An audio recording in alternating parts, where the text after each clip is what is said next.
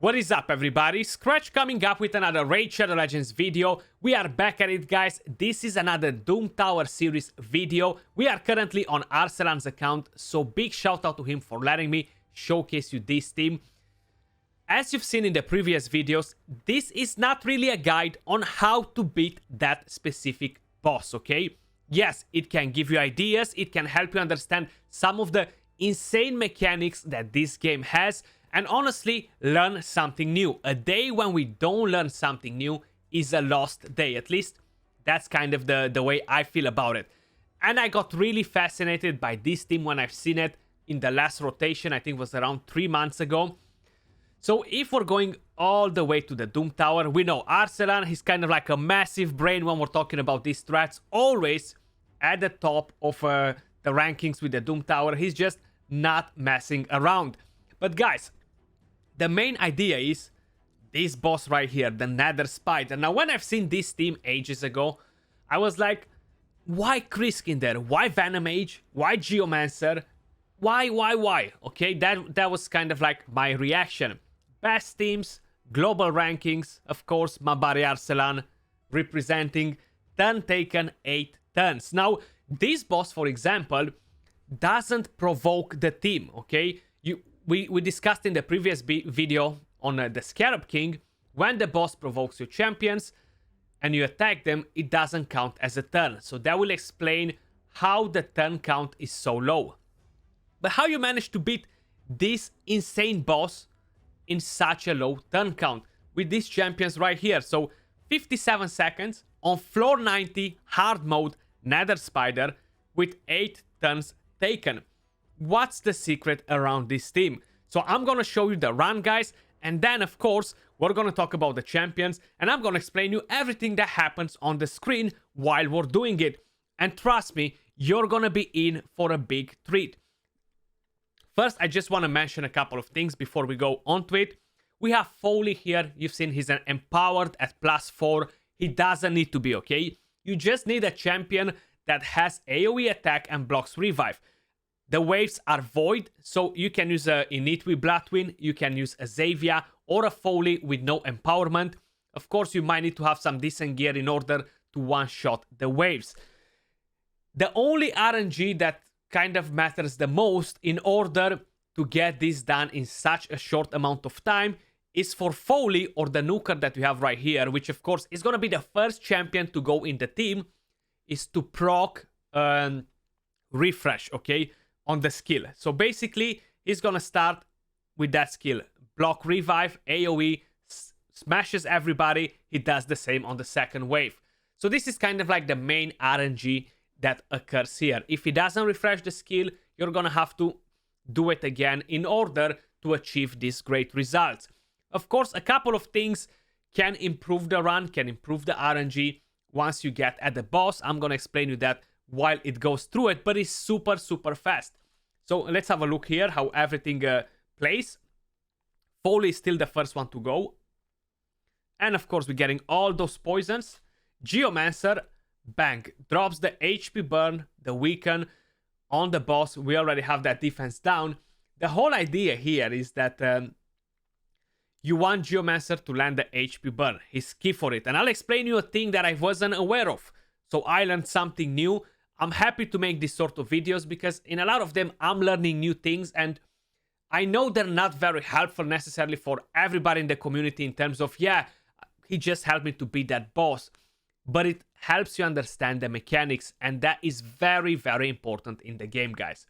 Once you understand the mechanics, you'll have the game just in your palm, okay? It will be pretty straightforward, much easier for you to understand everything that happens in it, you know.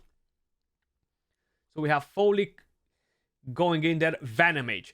So the reason why Venom Mage is in here, we have AoE, heal reduction, but she hits the target. So basically what happens, Geomancer lands the HP burn, his passive comes in play. When we attack the Spiderlings, they counterattack. So the Spider Queen doesn't get to heal when they counterattack because of the heal reduction. And the whole thing with Geomancer, a lot of people were like, Geomancer got nerfed. Geomancer is so much better than he used to be before all around. I know before he used to be Amazing for clan boss because he used to heal from his passive, so you guys didn't need to use lifesteal. Which, if you change it now in lifesteal, is still gonna perform the same. The idea is that he rocks the way he is. You don't need a masteries on him for it. That's a big plus. So I've seen that kind of like a buff. But he works on all these bosses now, guys. He makes so many different things possible that he wasn't making possible before pre-nerf or buff, to call it like that. And just check that out. Whenever the spiderlings, they counter-attack, Geomancer deals that insane damage. So you don't need to have the Spider Queen hitting you. Even the spiderlings are kind of like considered part of the same enemy. And the Queen takes all that insane damage per hit. Like, look at that, 294k.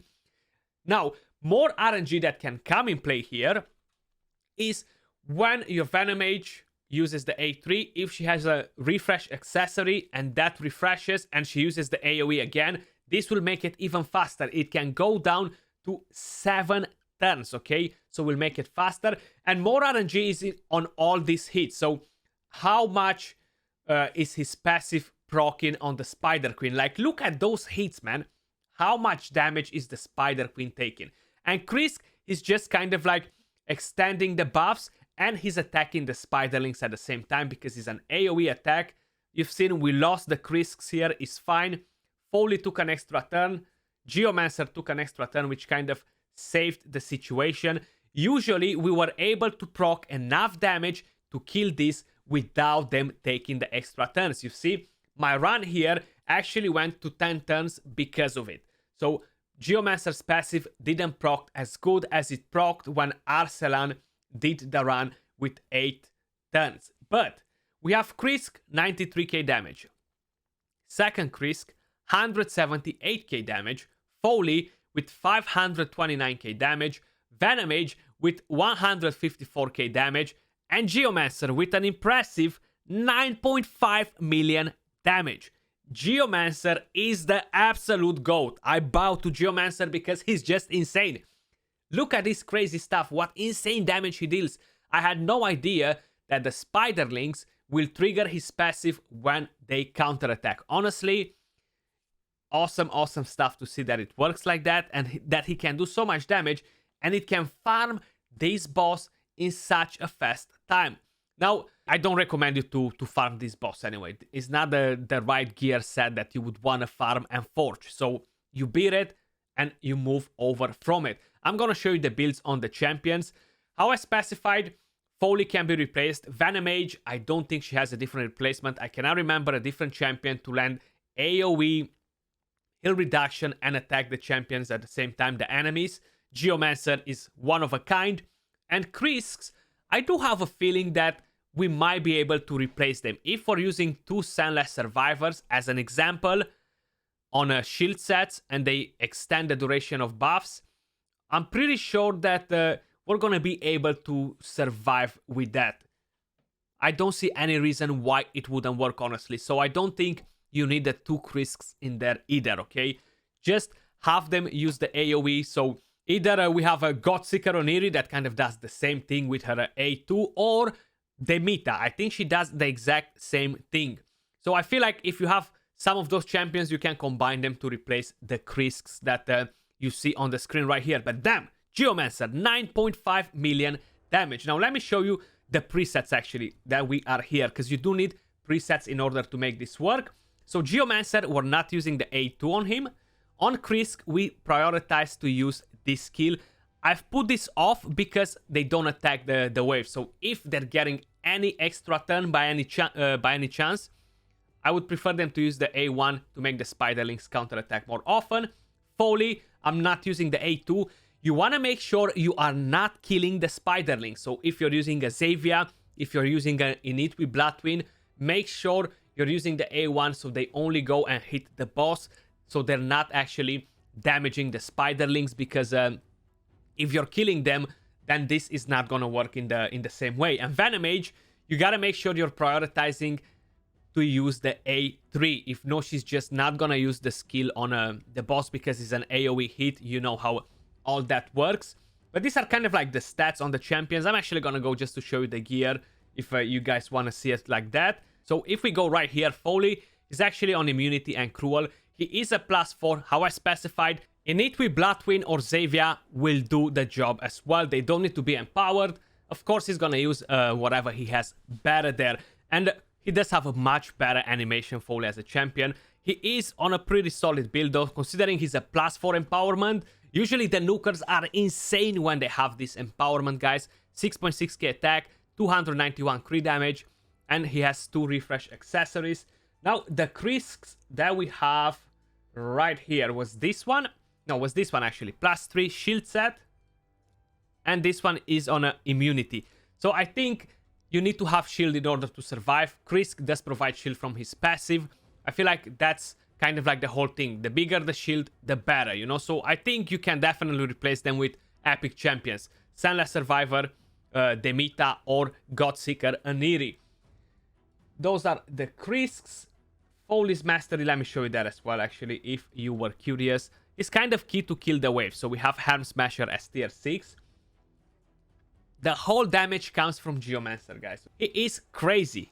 Absolutely crazy as a champion. And where are we with the epics? There we go. The Mita. I'm pretty sure she can cut the job. I'm so curious to find that out, but I'm sure she can do it. Geomancer. Masteries, we actually don't even have War Master. We have Eagle Eye on him. And the build, Regeneration set and Immortal, I'm pretty sure is the exact same build we had on him when we've done the previous video.